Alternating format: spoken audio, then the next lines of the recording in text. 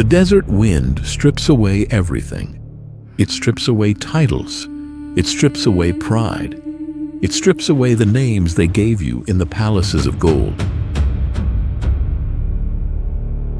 Beneath the punishing sun, a tired old man leans on a cracked wooden staff. His royal past is buried beneath decades of dust, heat, and absolute silence. We picture Moses as a towering legend. We imagine a fearless warrior holding a staff, parting the oceans and breaking an empire. We see the marble statues and the painted murals. But before the spectacular miracles, there was a man hiding in the sand. His greatest battle was not against the mighty Pharaoh. His greatest battle was against his own profound shame. He spent 40 long years believing his life was a tragic mistake. He was absolutely convinced that his violent past disqualified him from God's purpose. Do not be afraid. Stand firm, and you will see the deliverance the Lord will bring you today. But what if the very thing that breaks you is exactly what God uses to build you? This is the story of how a shattered prince became a reluctant deliverer. This is the story of how shame became glory. If these stories connect with you, please like, share, and subscribe to our channel. It means the world to us. Now, let's begin. Egypt crushed the bodies of the Hebrew people to break their hope. The empire demanded bricks, sweat, and absolute submission.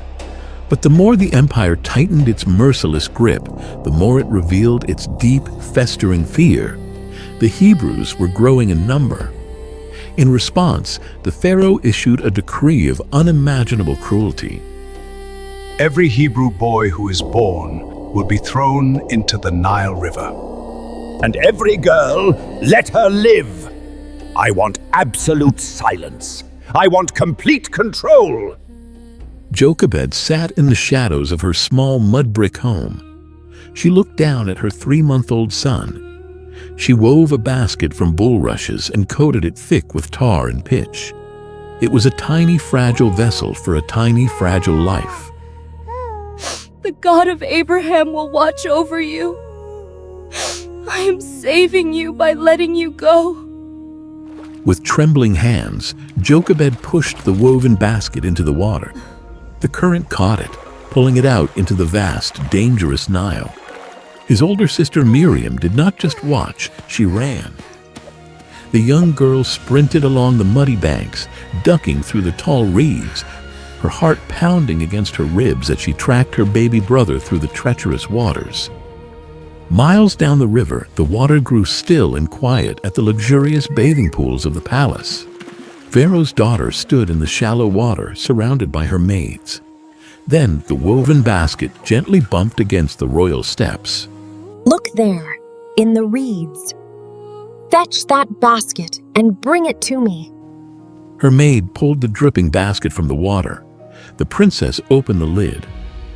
Inside, the tiny boy began to weep. She knew the brutal law her father had decreed. She knew this was a Hebrew child. But as she looked down at the crying baby, she didn't see an enemy of the empire. She felt a profound pity. This is one of the Hebrew babies, but he will not die today. I will draw him out of the water. His name shall be Moses. He will be mine. At that exact moment, his older sister Miriam stepped out from her hiding place in the tall reeds. Summoning all her courage, the young girl bowed low before the powerful princess. My lady, shall I go and call one of the Hebrew women to nurse the child for you? Yes. Go. God orchestrated the impossible. The very empire that sought to destroy the child ended up paying his own mother to nurse and raise him inside the palace. Time moved quickly. The boy grew up surrounded by the staggering wealth of the greatest empire on earth. Moses learned the language of immense power. He wore fine linen and heavy gold. But deep down, he knew he was a Hebrew. The cries of the slaves echoed across the desert sands, drifting over the high palace walls. Finally, Moses could not ignore them anymore. He left the gilded halls and walked down into the brutal, suffocating heat of the construction sites to watch his people at their hard labor. Get up! You will work until your bones turn to dust! An Egyptian guard stood over an exhausted Hebrew slave.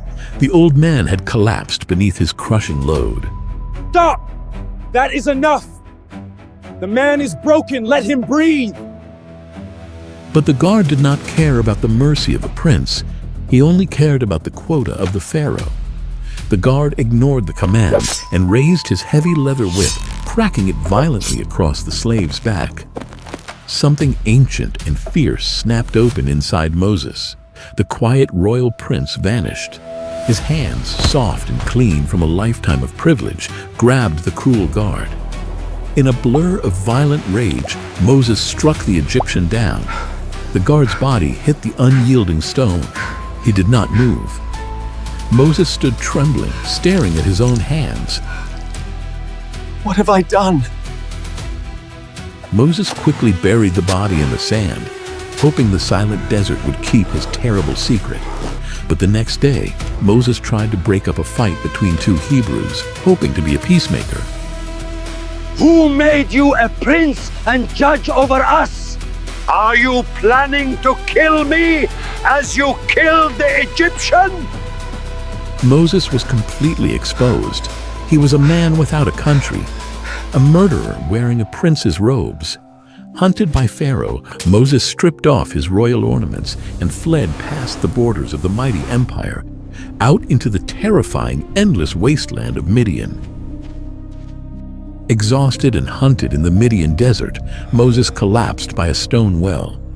7 sisters arrived to draw water for their sheep, but a gang of local shepherds marched in and violently chased the women away. Even as a broken fugitive, Moses could not ignore injustice.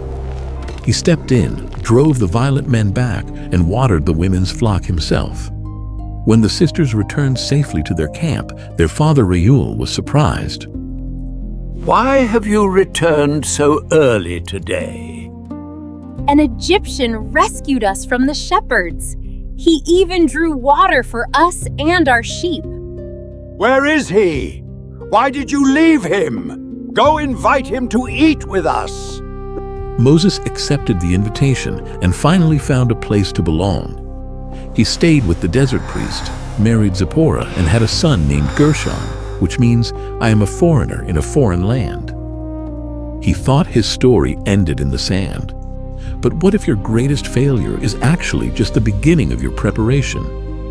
If you believe God still has a purpose for your future, comment, "My story is not over right now." Moses spent 40 quiet years in the desert of Midian as a humble shepherd. His hair turned gray, his hands grew rough and calloused. He forgot the layout of the palace, and he convinced himself that God had forgotten him entirely. He was 80 years old, leading his flock near Mount Horeb when he saw the impossible light. A bush was burning with bright, roaring fire on the rocks above. What is this? A bush burning with fire, but the leaves do not turn to ash. The branches are not consumed. I must go over and see this strange sight. As Moses stepped closer, the air around him grew incredibly thick and heavy. The ground seemed to hum with an ancient, terrifying power. The flames danced wildly, but the wood remained perfectly intact. Then a voice spoke from the center of the roaring fire. Moses, Moses. Here I am. Do not come any closer. Take off your sandals, for the place where you are standing is holy ground. Moses instantly fell to his knees and buried his face in his rough hands. The hands that were once covered in the blood of an Egyptian were now pressed against the holy dirt. He was terrified to look at the blinding presence of the Almighty. I am the God of your father, the God of Abraham, Isaac, and Jacob. I have indeed seen the misery of my people in Egypt. I have heard them crying out because of their cruel slave drivers, and I am concerned about their suffering. So I have come down to rescue them. Now go, I am sending you to Pharaoh to bring my people, the Israelites, out of Egypt. Who am I that I should go to Pharaoh? I am a fugitive. I am nobody. Suppose I go to the Israelites and say to them, "The God of your fathers has sent me to you," and they ask me, "What is his name?" Then what shall I tell them? I am who I am. This is what you are to say to the Israelites. I am has sent me to you. What if they do not believe me or listen to me? What if they say, "The Lord did not appear to you"? What is that in your hand? What is in my hand? A staff. Throw it on the ground. Moses threw his wooden walking stick onto the desert floor.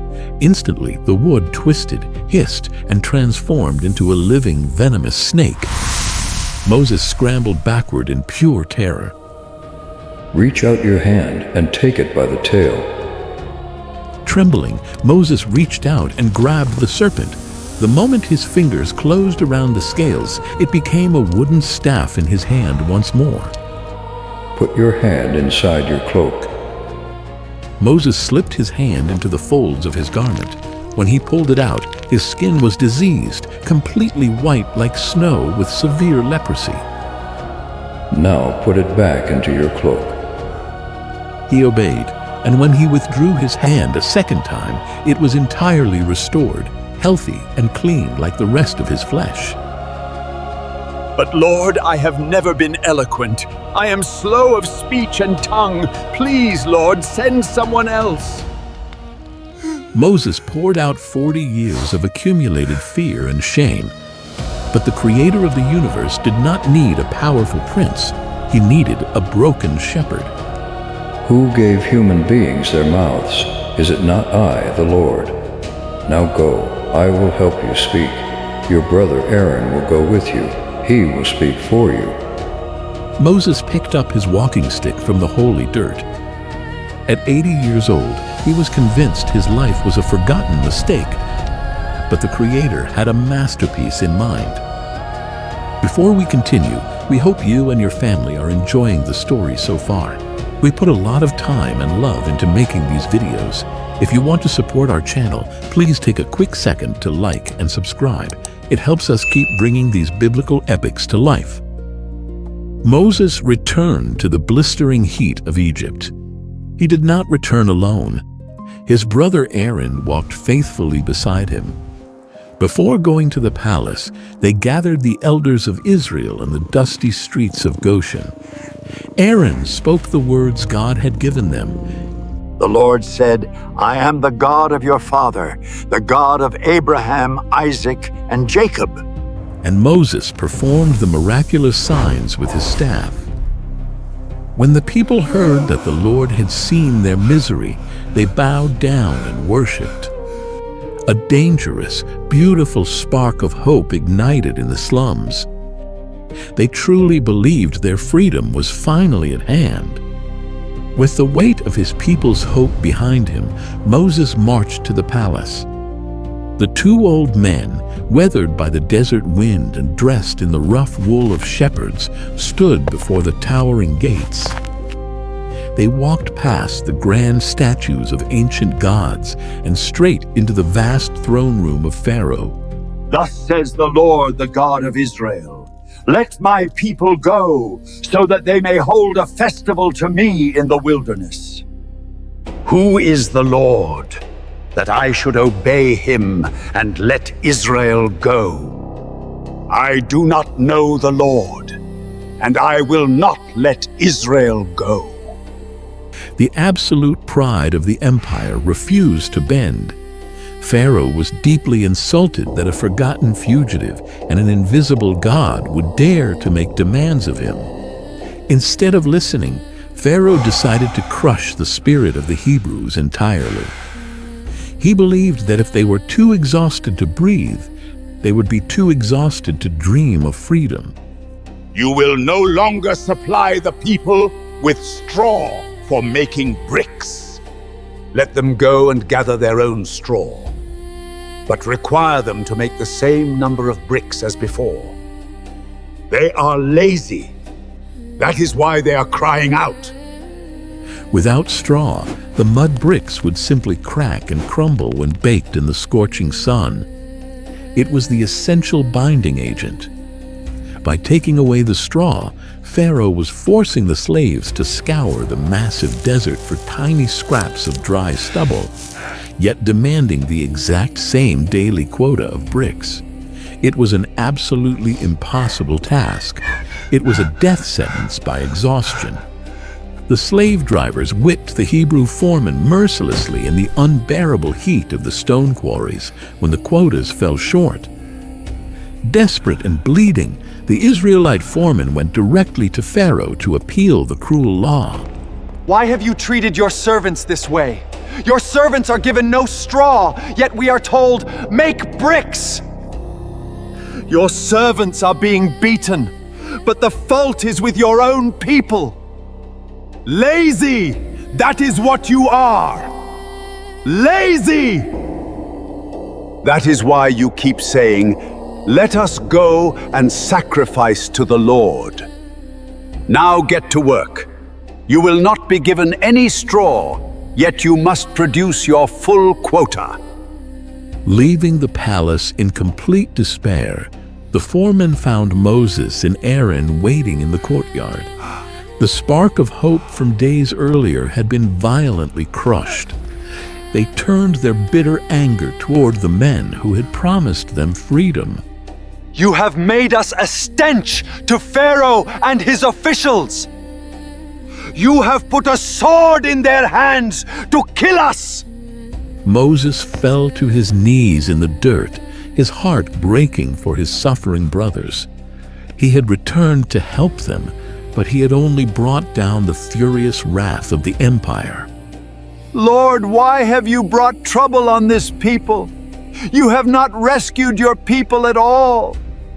God answered Moses with absolute authority.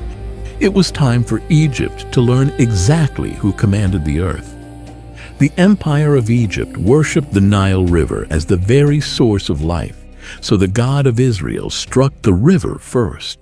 Tell Aaron to take his staff and stretch out his hand over the waters of Egypt, so that they may turn to blood. Moses and Aaron stood on the bank in the early morning light. Pharaoh marched out to the water with his royal guards. Aaron raised the wooden shepherd's staff and struck the water. Instantly, the mighty, life-giving river turned to thick, dark blood. The fish died. The water smelled of profound decay. The Egyptians dug desperately along the dry banks just to find a single drop of clean water. Let my people go, so that they may worship the Lord. But Pharaoh's magicians used their own secret arts to replicate the plague on a smaller scale. Seeing this, Pharaoh believed Moses was merely a clever sorcerer, not a messenger of the Almighty. He sneered, turned his back, and walked into his palace, leaving his people to suffer. 7 agonizing days passed before the river finally cleared, yet the king refused to listen, so Moses confronted him again. If you refuse to let them go, I will send a plague of frogs on your whole country. The Nile will teem with frogs. Aaron stretched his hand over the waters, and frogs swarmed out of the bloody rivers. They covered the marble floors of the palace. They jumped into the royal ovens, into the kneading troughs, and onto the beds of the officials. The noise was deafening. The sheer number of amphibians made it impossible to walk. Pray to your God. Take the frogs away from me and my people, and I will let your people go to offer sacrifices to the Lord. I will pray. When do you want me to pray for you, so that the frogs will be destroyed? When do I want them destroyed? Tomorrow! It will be as you say, so that you may know there is no one like the Lord our God. The next day, the frogs died. The Egyptians piled them into massive, rotting heaps, and the entire land reeked of death. But the moment Pharaoh saw that there was relief, he broke his word.